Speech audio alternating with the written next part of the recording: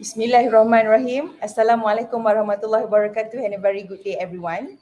And welcome to today's See Think Webcast series number 3. So before we get started, I would like to go over a few items so that you know on how to participate in today's program. So See Think Webcast is brought to you by UMP STEM Lab in collaboration with the Ministry of Education, National STEM Centre, Pusat STEM Negara and Pusat Islam dan Pembangunan Insan Pimpin UMP. On the left-hand side of the poster is a QR code and a link to the attendance registration. Every participant will get an e-certificate upon completion of this event. Please register before end of the session today. Our webcast today is aired live via UMP STEM Lab YouTube channel as well as on Pusat Islam dan Pembangunan Insan Pimpin Facebook page. You will have the opportunity to submit questions to today's presenter by typing in your questions in the comment section via YouTube or Facebook page. You may send in your questions at any time during the presentation. We will collect these questions and address them during the question and answer sessions at the end of today's presentation. So before we begin today, I would like to introduce you to UMP STEM Lab. So UMP STEM Lab is established back in 2016. Is a consolidated effort by the staff and students of University Malaysia Pahang to engage with the community with the aim to nurture interest in STEM education via the philosophy of see, think, explore and marvel.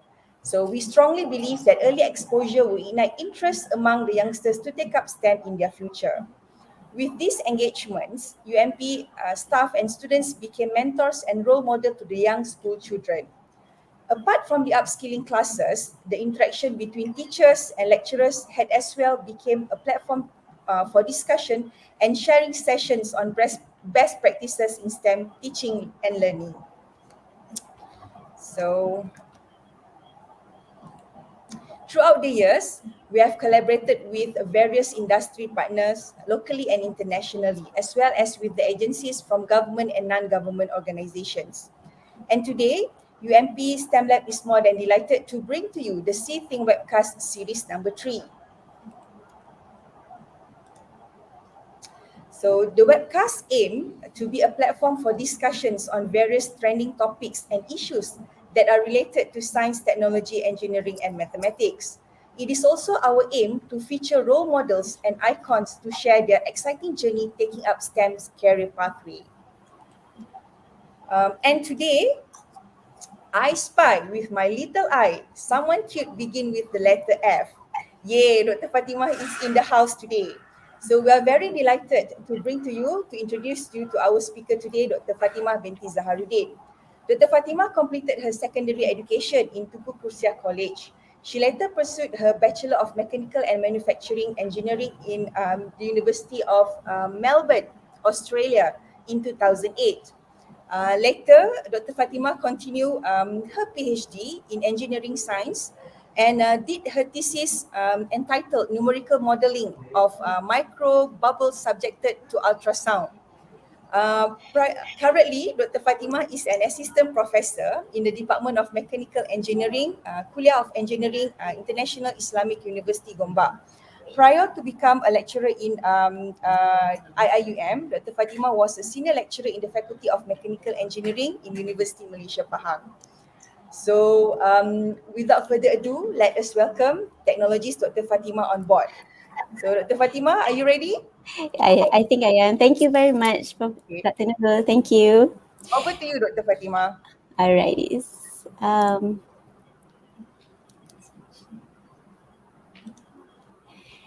right. Things. But these Oh, wait are the things. Okay. Sorry about that. Hi, everyone. Assalamualaikum and a very good evening. Thank you so much for the introduction, Dr. Nurul. So just probably a short intermission. You probably saw all the classes that we have, all the workshops. I think it's a really, really good time to actually join because everything's done online nowadays. So most of the classes are really interesting and really cool. So please join us. It will be wonderful to have you guys. Otherwise, thanks for joining us today. We're so excited to have you on board. I'm Dr. Fatimah, and today we're going to be exploring what I think is a really, really cool topic, which is AI, or artificial intelligence. I spy with my little eye something AI. But what is AI? So I think before we can play this little game, maybe it's a good idea to have a look at what AI actually is. To kind of understand what AI is, we need to kind of go back in time. So see these old men, right? See these old computers right here, right? So these are actually old computers, which are really big machines. And these men standing here are actually giving instructions. They're telling the machines what to do. And the machines will actually process it. And because back in the days, they didn't have any screens or monitors, they'll actually respond by spitting out this long piece of paper right here, or some calculations, all right? So over time, these computers have gotten so much smaller, thank God, like these laptops and tablets, which you're probably using right now. But if there's one thing that hasn't changed much is the way that we give instructions to machines, all right? So if we want the machine to do something, we need to give it instructions. So for example, if you want to watch YouTube, you'll have to click on the YouTube icon. So this is how we give instructions. And these machines or iPads or tablets will respond by opening the YouTube ad, right? So this is kind of the process that the machine has to go through. We need to give it instructions. Only then the machine will be able to process and respond. So human beings have always been responsible to give instructions to machines in the past. So see this picture? Now, I can almost 100% guarantee that when you saw this bird, your brains instantly said, this is a bird, right? So it's pretty instantaneous for a human, very natural. We didn't have to control the thoughts. It just came and we just knew that it was a bird. But it's not as easy for a machine. So machines in the past, they were not really smart enough to figure this thing out. Okay, so through AI or artificial intelligence, machine can now look at birds and say, this is a bird. So how does this work? Right, so this is where things get really exciting and really cool. And it also gets a bit technical, but just bear with me, all right? So I'm going to try to break this down the best I can. So just hang in there and prepare to be mind blown. So before we can use AI needs to first learn to recognize birds. And we can do this through this reference data, all right? Or more technically we call it training data. And the way we make this reference data or training data is by showing it a bunch of different pictures and tell which one is a bird and which one is not, right? So in this example here, we give a picture of this bird and we say, okay, this is a bird. I give another picture, we say, okay, this is a bird. And we give another picture, and we say, this is a dog. And we give another picture, and we say, this is a bird. And we give another picture and say, this is a cat. So imagine like 5 million or 5,000 pictures of these, all right? So this is what we do. We give it a reference data, and we show all these different bunch of pictures, and we label it. We tell it which one is a bird and which one is not. So this becomes its reference data, okay? So when machines look at a bird through the camera, at this point, they can only see it, right? So they can't process that it's a bird just yet. It's just like having eyes but no brains. It then converts the image it saw through the camera into some sort of data that contains features and characteristics of the birds that it just saw. All right. For now, we'll just represent that converted data like this. So we're going to talk more about this later. We're just going to simplify it right now. So that's our converted data. So we've got the converted data, and the AI will process this and compare this data with the reference data that it already has. Okay, so we talked about the reference data just now. So it will compare these two. And then afterwards, it goes through this thinking process. It learns from the reference data that the thing that it sees is a bird, right? And it decides from there that, okay, it's a bird, and this is exactly like how a human would behave, right? And this is the very high level concept of what artificial intelligence is. AI is the ability for the machines to learn, think, and behave like humans in order to solve specific problems. AI models that are trained using big volumes of data have a really good ability to make very intelligent decisions. So having a good training set or having a good reference data is actually very important and is a big part of artificial intelligence. Right, so again, I'm just going to emphasize because it's really important that you understand that one of the most important concepts in AI is that it needs to learn from data. All right, so only then can it tell that the thing that it sees is actually a bird. All right, so let's get back to our little game here. I spy with my little eye something AI. All right, you know what? To tell you the truth, I knew I won't be able to hear you. I won't be able to hear what you're saying right now since we're streaming this. So I might have cheated a bit and just put everything AI here. So everything you see right here is actually AI, okay? And I know you guys love to watch YouTube. So let's see how AI works with YouTube first. So let's say you like birds and you don't like dogs and cats. All right, so that's our reference data. The YouTube AI will learn about this based on your previous YouTube video views. And from here, it will think, right? So, which videos would you actually like to watch? Which is probably another bird video because it knows that you love them so much. And then it will behave by recommending the YouTube videos you like, which are probably series of bird videos. And that's why YouTube recommends to you, that's why what YouTube recommends to you will be different from what it recommends your mom, right? So your mom will probably have more recipe videos or sewing videos, right? AI learns about you. It collects data about you and recommends content based on what you like. So let's do another one. See if you get this. All right. So say you like sports and cats, and you don't like dinosaurs.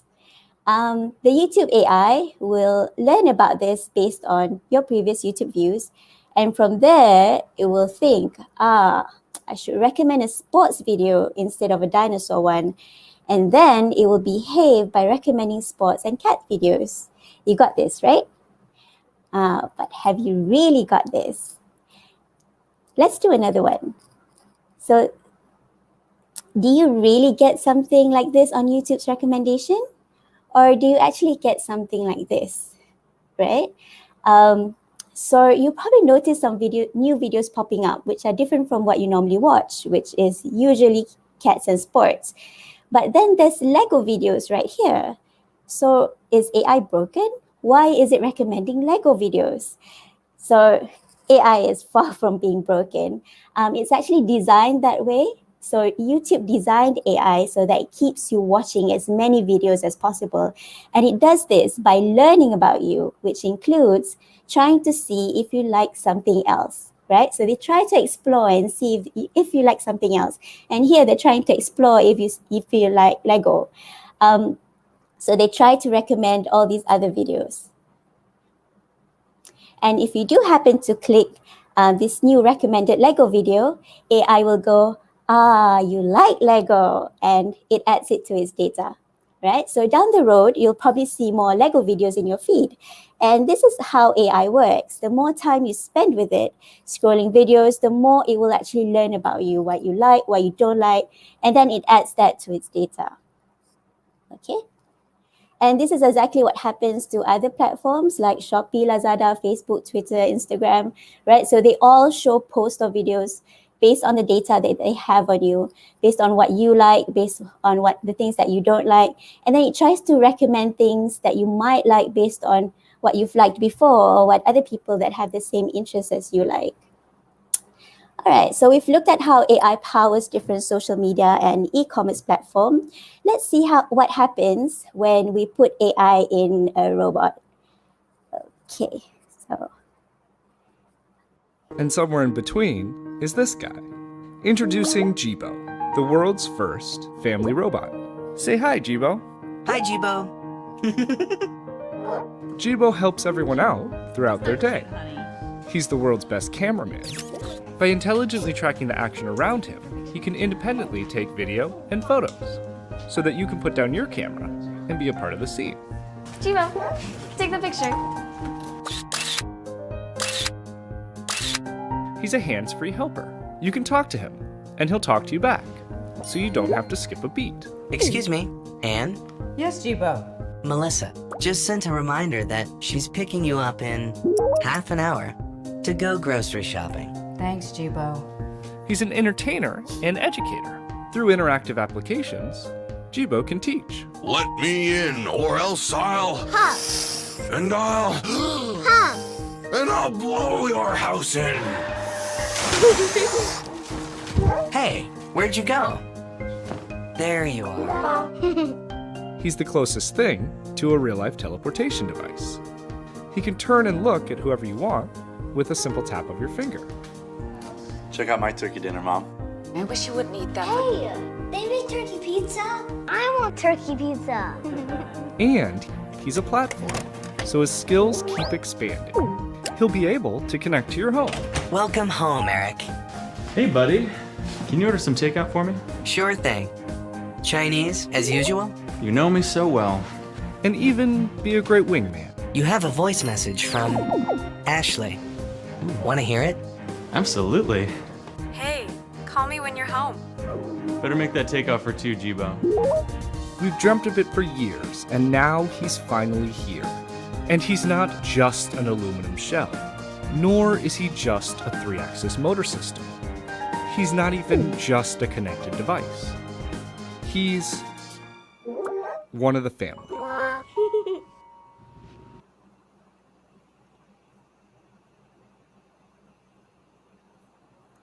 So that's Jibo. This is what we call a social robot.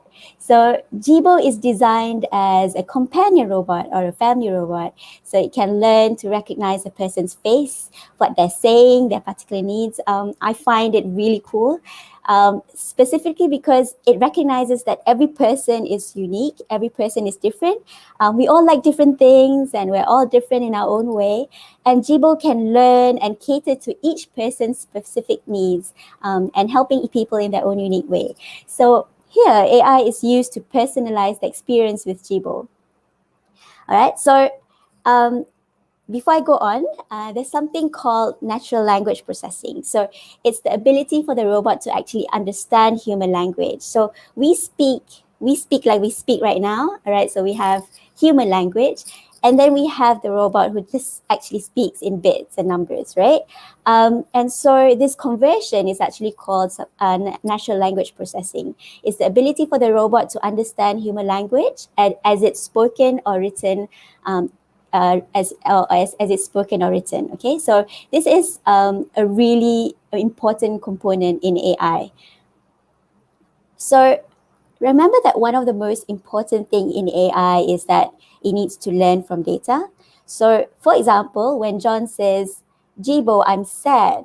So Jibo through NLP, natural language processing, is able to hear the speech, interpret it, and does some form of knowledge representation. Then based on the data it has on you, right? So based on the data that it has on you, what you like, what you don't like, together with other data such as sentiments. So in this case, it recognizes that John is sad. So the sentiment is it's sad, right? As well as social norms, it will try to come up with an automated but most appropriate response. So since it knows that John likes sports and that he's sad, he might say something like, would you like to tell me what happened over a soccer game? All right, so this is kind of, this is on a high level how Jibo actually works. Siri also uses NLP, right? So let's ask Siri, do you have pets? So Siri through NLP is able to hear speech and tries to interpret it. And from there, it will learn based on the data it has, and it tries to come up with an automated but most appropriate response. So here, Siri recognizes that you're asking a silly question because obviously Siri doesn't have a pet, right? Because it's an AI. AIs don't have pets, right? So recognizing this silly mood or silly sentiment, Siri gave a silly answer back. I have an angry bird. Okay? You can try that joke with Siri later. So we've looked at how AI powers different platforms like Facebook, YouTube, Instagram. We also looked at how AI can be put in a robot, right? Or in Siri. Let's see what happens when we put AI in a car. And this is probably what I'm most excited about because, you know, I'm a mechanical engineer.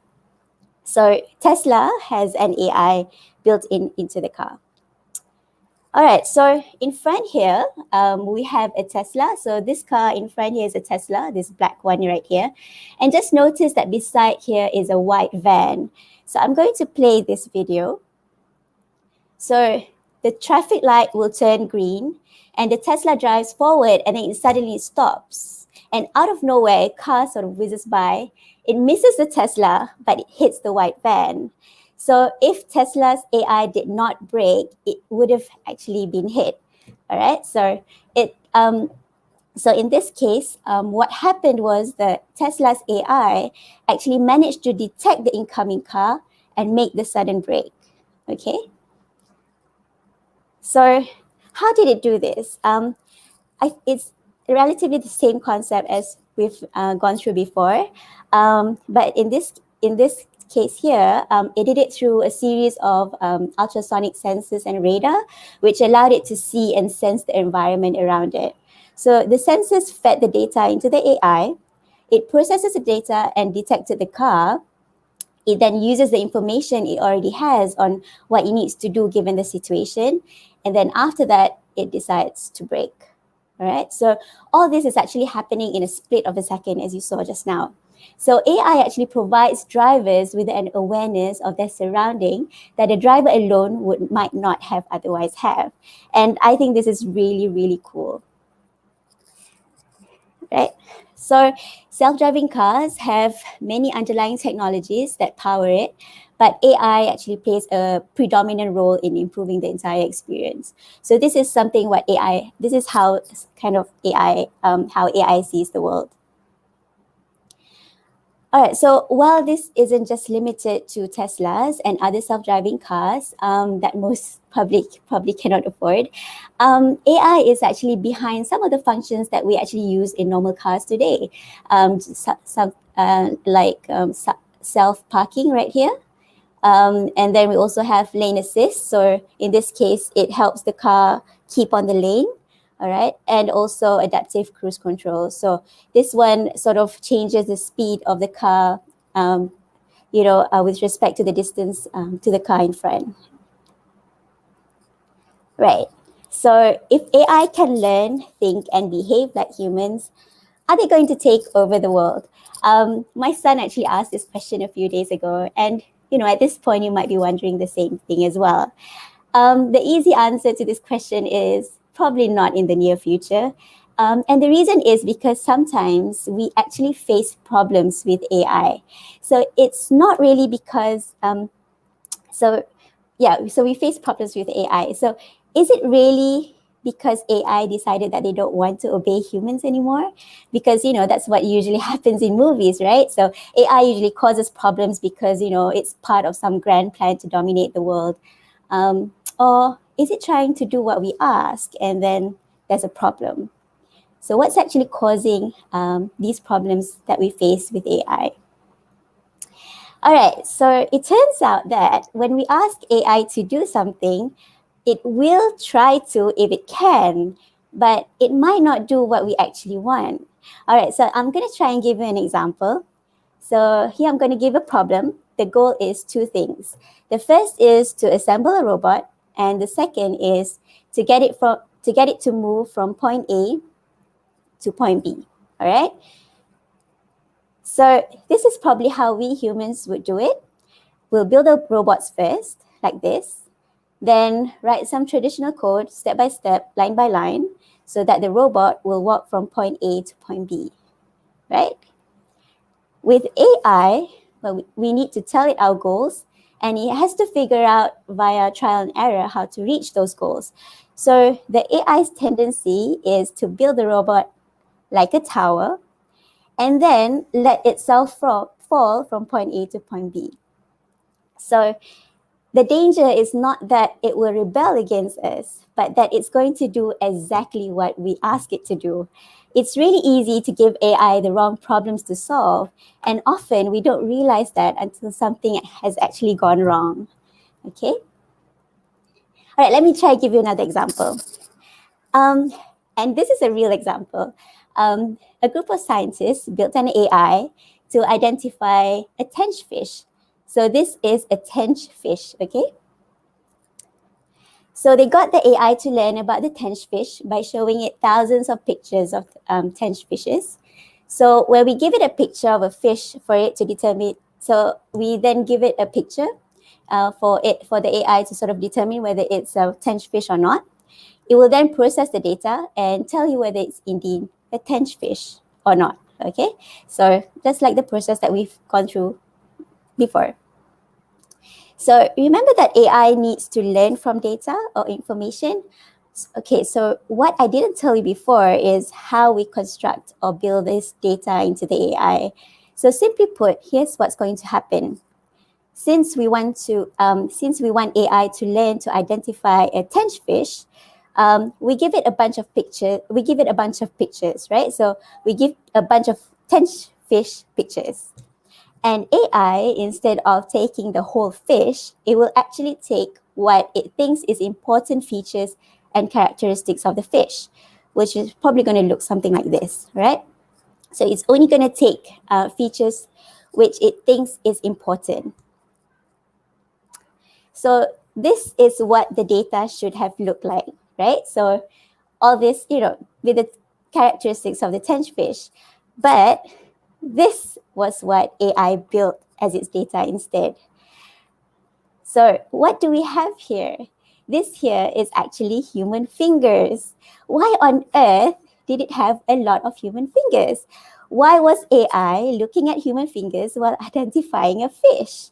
That is so weird.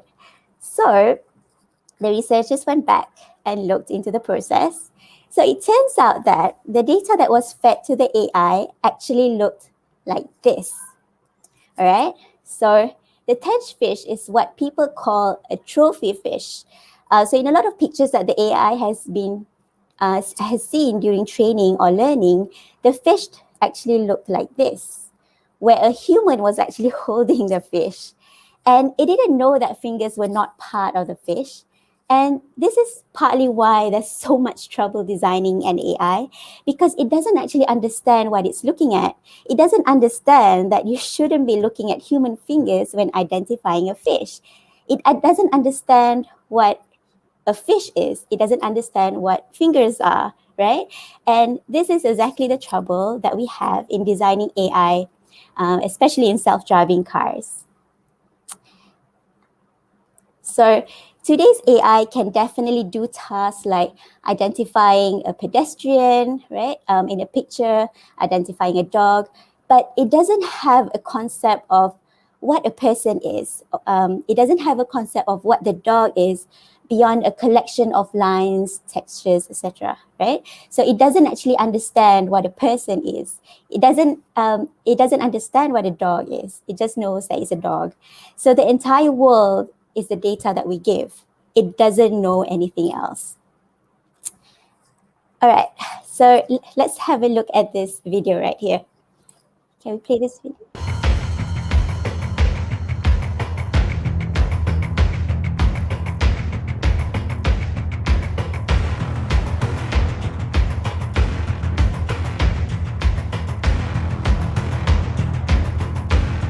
It's the same view, just from a different angle. So you see a Tesla right here. This is a Tesla, and it crashes into the white truck. All right. So that was another Tesla. It was a Tesla 3, and it uses AI to power its autopilot, which means that autopilot can steer, accelerate, and brake your car automatically within its lane, right? And so we saw in a few videos back that Tesla actually braked just in time, before the car actually smashed into the truck beside it. But in this case, it should have had more than ample time to actually brake before hitting the truck. So what actually happened here? So because if the Tesla sees the truck, it should stop, right? Because that's exactly what we saw moments back. Tesla's AI managed to stop the car just in time. So what's the difference here? All right. So Tesla's 3 autopilot is meant to be used on the highway, all right? And when training Tesla's AI, engineers would make sure they collect as much training data as they can to make sure that the AI works well, which include different trucks that may be driving ahead of the car, right? This includes collecting front views of trucks for their training data as well, right? So they collect all these different trucks. So from so many testings, Tesla has collected a huge information on trucks and other vehicles and obstacles that can be found on highways, right? In training their AI. So what went wrong? So let's look back at the footage. Okay, so it turns out that the Tesla was actually looking at the top of the truck and not the front and back view. So what Tesla wasn't taught was the top view of the trucks. It just wasn't in the data that it had. So investigators suggested that the AI may have thought that the truck was actually an overhead highway signboard instead. And that's why the autopilot didn't brake, because it thought that the car should have been able to drive under the signboard. So Tesla wasn't taught about the top view of trucks. It wasn't in the data it had. So remember that the entire world of AI is the data that we give. it doesn't know anything else. So this is partly why there's been so many self-driving car failures. It's because AI got confused. So it's through the data that we accidentally tell AI to do the wrong things. So another thing about AI that can be really destructive, another thing about AI is that it can be really destructive and not know it, right? So AI in social media, for example, are optimized to increase views and numbers of clicks. And unfortunately, AI has found that one way of doing this is to recommend too much of the things that's not good for you. So for example, by recommending this kind of videos instead of these. Right? AI also tends to recommend content of propaganda, conspiracy theories, bigotry, because they're the ones that actually receive more clicks and more views. So the AIs themselves don't have any concept of what the content actually is. They don't understand the consequences that might happen by recommending the content. So AI can be really destructive this way, and it doesn't even know it. Okay. So AI is a really exciting area to work with. But when working with AI, it's really up to us to avoid problems and actively think of ways to avoid things from going wrong. So how do we do this? Firstly, we must definitely learn what AI can do and what it can't do. Secondly, we need to understand that AI doesn't really understand things as we do. And we also have to be prepared to work with AI that we have in the present day, which we can do really funny things, and not the super competent, all-knowing AI of science fiction. All right, so that's all for today. So if you have any questions, just put it in the comment. I'll pass it back to Dr. Nurul. Thank you. Thank you, Dr. Fatimah. That was really refreshing.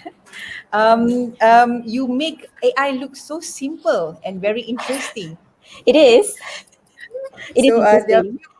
there are a few questions coming in, but perhaps we could take some time, take 5, for us to play a montage. Then we can come up with the question and answers. Sure. Okay.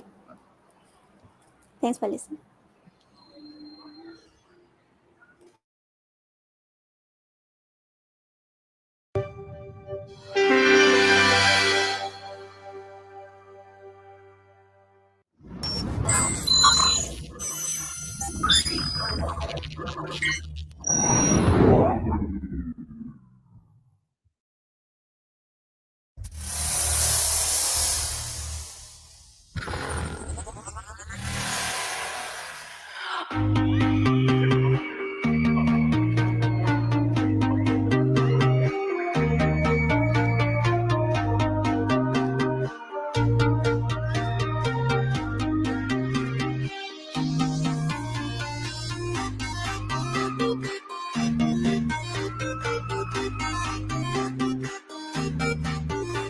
The rest, there are with tapi our eye will detect.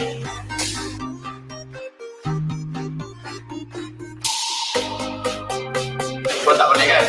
So, pastikan dah. One.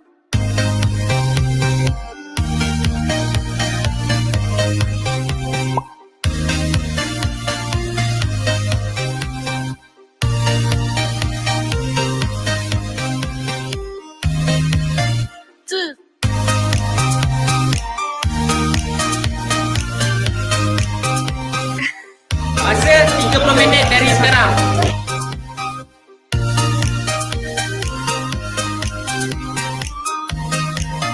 Three. Kuatan tu adalah border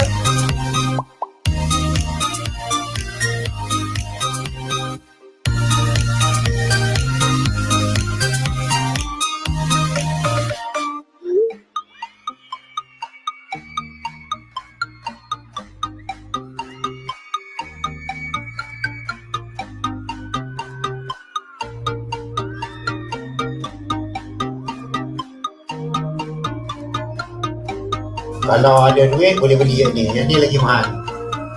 Shortwave radio, two-way radio macam biasa.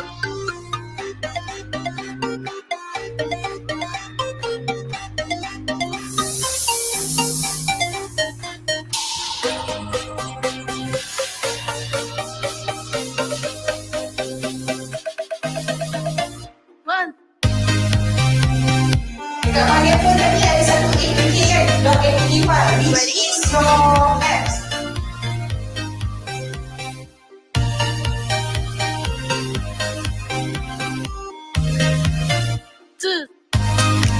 Okay, cumanya for STEM board, you can only use the items that we will supply later on.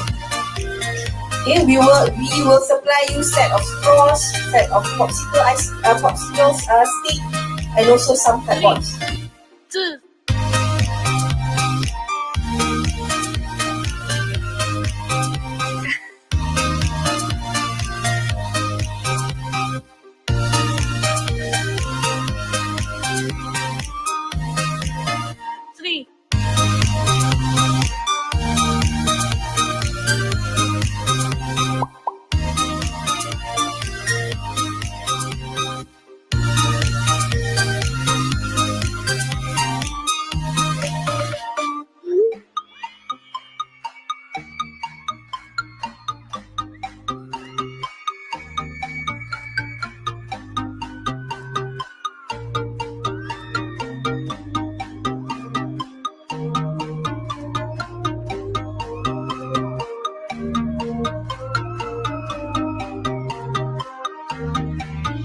Kamu kena design bentuk tangan kamu tu. Okey, untuk design tangan tu, bahan-bahan dia ada sebelah situ. Ada straw, ada kayu ice cream. So, untuk design, kamu boleh bermula sekarang.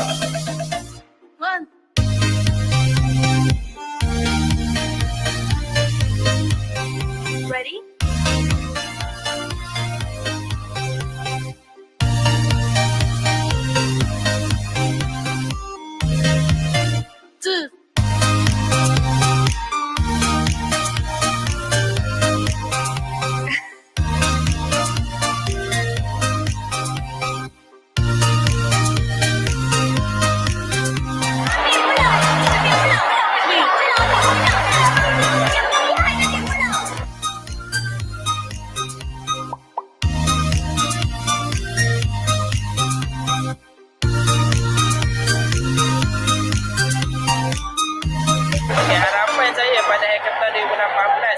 Nasional ni kita pada tahun harapan dia dapat dilaksanakan lagi dan terus bersambung sehingga dibina kepada insya-Allah kepada pihak UMP, terutamanya Fakulti Elektrik dan Elektronik, especially kepada Dr. Nurul and team kerana memberi peluang kepada pelajar-pelajar sekolah, terutamanya pelajar luar bandar untuk menyertai pertandingan seperti ini.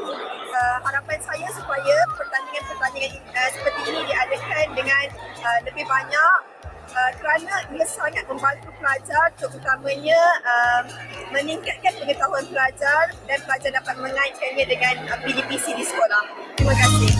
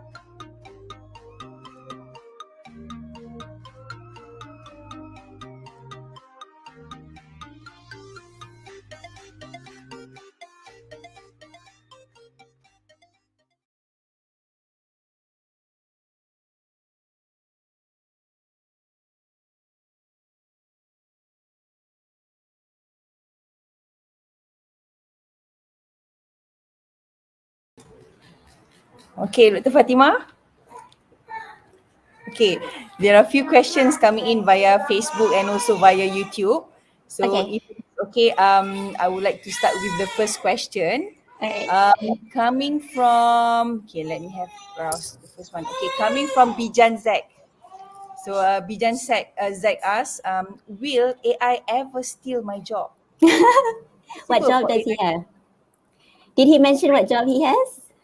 No. No, okay. All right. Okay, easy question, easy answer is, it really depends on what job you have. I think, to be blunt, it will take some jobs. But you see, when it takes jobs, it also creates other opportunities as well. All right. So this always happens hand in hand. So it will probably take jobs like manufacturing assembly, right? So things in the kilang, in the factories, it will probably they will probably take those jobs because they're mundane jobs. They require repetition, and so there's a high chance that those will actually be replaced by robotics down the road, because it is more accurate. It doesn't require you don't have to pay for overtime. It won't grumble, if it has, things like that. It doesn't, it have to take maternity leave. So those kind of jobs are replaceable. So probably manufacturing, long truck hauling probably. So you saw how Tesla has already developed AI for autopilot, on highways and things like that. So I think not too far down the road, those kind of jobs are probably going to be taken. But again, it creates other opportunities, because when we use AI in something, so as you saw just now, when we use AI in something, humans have to be on top of it. That means we need to navigate AI. We need to control AI. We need to make sure that the data that AI has is accurate. We need to make sure that the sensors that's actually connected to AI is working well and things like that. So again, with the advent of AI, it might take some jobs, but it will definitely create others. So I definitely don't think we should be too worried, but I do think this is why I feel like this topic is really important, and that I'm trying to, my reach is definitely for children, because I feel like it's such an important topic to understand and to know, because this is their future, right? So down the road, all these jobs will be might be taken over by AI, but they will be the one who will be navigating AI. So they need to have a really good understanding of what AI is. So that's why I feel it's very important. I think this topic is very important. So that's why. So that's probably my answer. If you have anything to add. You are right. Basically, if the work requires repetitive work, and also if it is like a routine work that might be possible to be replaced with AI. But if it involves creativity, I think that has yet to be achieved by AI. Creativity, of course, need human to come in, and also to bring in the intervention.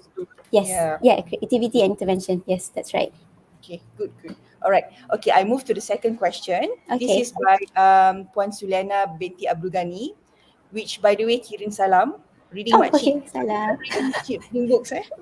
Okay, she has two questions here, but the first one I think more or less quite similar to Bijan's just now.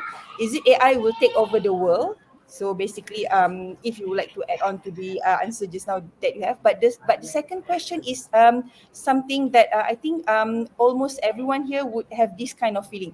Do I need to be genius in order to learn AI? No. Well, if you understood what I said just now, then that's not all, but I've obviously simplified it, but that's, you see, this is the thing, and this is probably something that I didn't probably talk throughout my my talk, but there's when AI came, because it's so new, there's a lot of it created a lot of ripples that we didn't anticipate. So for example, if you watched Mark Zuckerberg's hearing to the Senate, you will see that lawmakers, policymakers, the law, in fact, they don't have laws in place for AI. So for example, a car. So say for example, a car on autopilot, which was driven by AI, rams into a person, right? Versus, okay, so just for example, someone is driving and then we run into a person, that driver is going to be at fault, right? But if, say for example, an AI is actually driving the car and then it runs into a person, who's at fault? Fine, the AI, and then what? Like, we can't. AI will probably say, yeah, sure, jail, put me in jail. Like, so there's no laws actually regulating AI. the lack of laws, the lack of regulation, and we see, I think, when it comes to online learning, we see that we struggle to try and find that, so when AI came, it created a lot of things that we didn't anticipate. And so, sorry, what was the question? Okay, she asked just now, do we need to be genius in order to understand AI or to play around with AI? In my opinion, genius is a really vague, so I'm so sorry, but I think genius is a very vague word to use. In my opinion, everyone has their own intelligence and specialty, right? So maybe my thing is definitely calculation and stuff like that, but your thing might be law. And in the case that, in the example that I just gave, we definitely need people who are, who understand AI, but they also, know their law, so that we can come up with proper regulations and law to sort of, regulate people who actually create AI, because now people can just go crazy and create anything they want, and there's no regulations, to regulate it. And I think to make things worse, because YouTube, it comes from the US, but then there's videos all around the world. And say, for example, somebody uploaded a video, a bad video in Russia, right? On US's YouTube platform, and then we in Malaysia watch, right? So who's at fault? So there's this whole international border thing going on. So it's a really in my opinion, with the advent of AI, it's definitely created a lot of ripples. And so by genius, I mean, I think every one of us has something to sort of contribute when AI, with the advent of AI. So it might not be building AI per se, but it might be, things that come with it, So that's probably what I want to say here. Okay, thank you. Okay, I move on to the next question by Eric Terrace. Well, his question here reminded me of a sitcom that I used to watch when I was like 5 years old. I think during the time you were born. Last time I probably wasn't born yet. Small Wonder. It is like a story about robot had been created by human. Well, basically, he can do some sort of like thinking, but the emotion is not there. So, okay. Anyway, Eric's question is that can AI ever go to the same level of complexity like human intelligence? Will that be possible?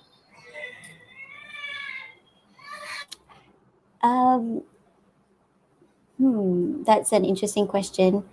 I think, in my opinion, it really depends on what you mean by level of complexity. I think what makes human is our, like you just said, our emotions. I think we often underestimate emotional intelligence, right? So I think that is a really powerful aspect of human beings. But would it be able to do things that we are able to do? Definitely, yes, I think so. But I feel like, we will always be kind of on top of AI, but we need to keep up. But I don't see that in the near future. But things might change. This is one of those like really rapid fields. If you don't keep up, you'll be left in the dust.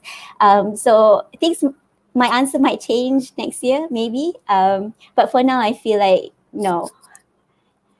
I think having that emotion component in us actually makes us more superior. Yeah. Alhamdulillah. Yeah, Alhamdulillah. Okay. So for example, so for example, like the YouTube, the YouTube recommendation that I shared just now, right? So, for example, it will keep. Probably as a mom, I would say to my kids, okay, only 2 hours or 1 hour or 2 hours of screen time, right? So we have a sense of what's good and what's bad, but AI doesn't. So I think that's what I mean by emotional. So that's the kind of thing that I mean. So I think that kind of draws the line between us and AI, and what will make us continuously, hopefully, better than AI, and hence a higher level of complexity. Okay, sorry about that. Okay, go on. Thank you. That's a very nice answer to address the question just now. Okay, next question is by Hussein Hamdan. who asked here, okay, adakah AI boleh menjadi virus seperti dalam Terminator? I hope not. This is the thing. If somebody wants to, this is the thing.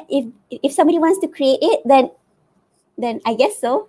And this is why we need people from different areas, not just from my area where, engineering or computer science. We need people from other areas to actually be on board with AI. We need people to regulate AI. We need people to, so that's why I feel like today's talk is really, really, really important, because I actually want to share this with everyone, not just, because probably engineers already know this, so they don't need to, they don't need to listen in, but we need to know about AI because it needs everyone to be on board. It's not, it doesn't need, yeah. So I feel like it is possible if somebody wants to create it, and I hope not.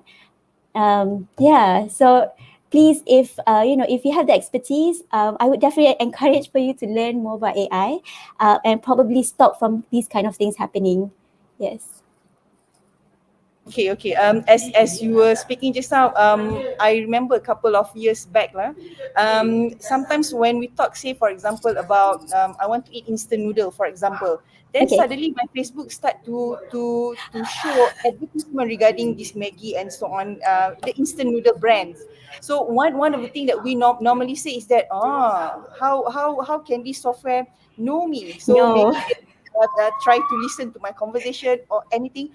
But the truth is that this software is keep learning about you. Yes. Hence, to understand about your behavior. So that is something that, like you mentioned just now, we need to know what's underlying of what AI is, so that actually we don't think that everything is like mystic. There is always answers. Exactly. And if you watch, so some of it's really scary actually, because when we talk about data, so I just now in my example, I definitely simplified things. I only gave like a picture, and then after that, like, oh, it's a bird, it's a dog. But in reality, companies like Google probably have more than 5,000 data points about you. What I mean by data points is they have like, so for example, I only had like two columns just now, right? So I had the bird, the pictures, and then like whether it's a bird or a dog, or I had the fish, and then so Google actually has more than 5,000 columns of that every single second. So it knows exactly. So you can actually go to your, I think Google, if you go to your Google account, you can actually go back 378 days ago, and it will tell you where you were, what time you were there, and things like that. I mean, we can't even remember those things, right? So they have so much data about us. So, recommending things like Maggie is nothing, because they already have that data. Yeah. Okay, thank you. Okay, I move to another question by Cikgu Lula. Assalamualaikum, Dr. Fatimah. How powerful is AI, and how Malaysia can navigate its future economy with AI? Fuyo. Wow, that's a big question. I know there's actually a huge forum on this. If you want a more serious discussion, obviously I'm just gonna like touch and go. And this is actually a really good question, because where we are right now due to COVID and all that, we're definitely trying to use every tool that we have to actually move forward, AI included, right? So AI is powerful, as you've probably seen before. AI was probably one of the reasons why Donald Trump became president in the last term, right? It has brought down leaders. It has pushed forward world leaders. It is definitely very powerful. And in terms of how we can navigate our future economy, there's a lot of aspects to this, obviously. So one, actually using AI to sort of give advice in because it can give predictions, right? So it can probably give us a better idea where we should invest, where we should put our things like that. So what industry should we focus on, where should we actually concentrate our efforts, our money, and things like that. So I think AI is definitely good to be used in those kind of things.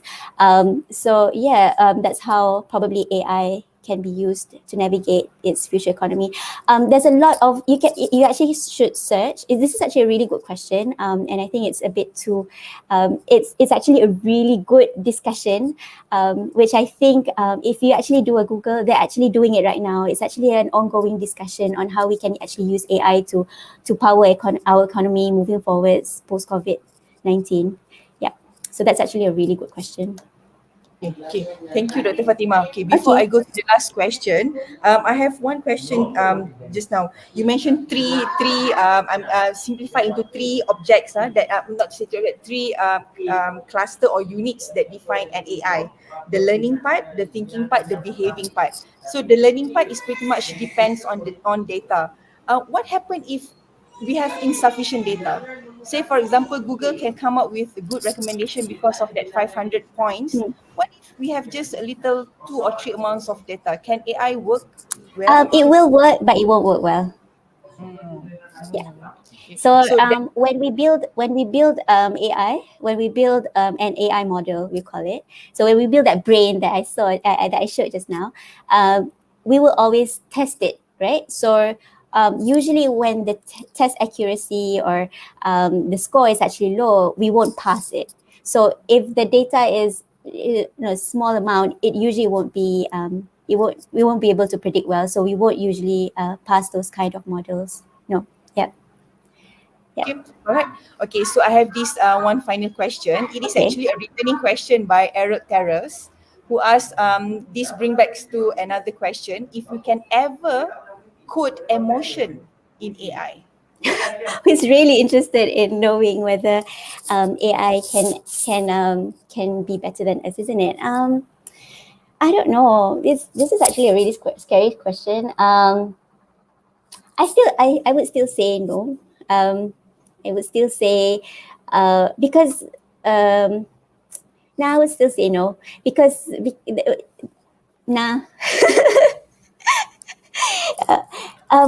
because I don't see how we can put emotions in robots. There are like I showed you just now, we have companion robots like Jibo.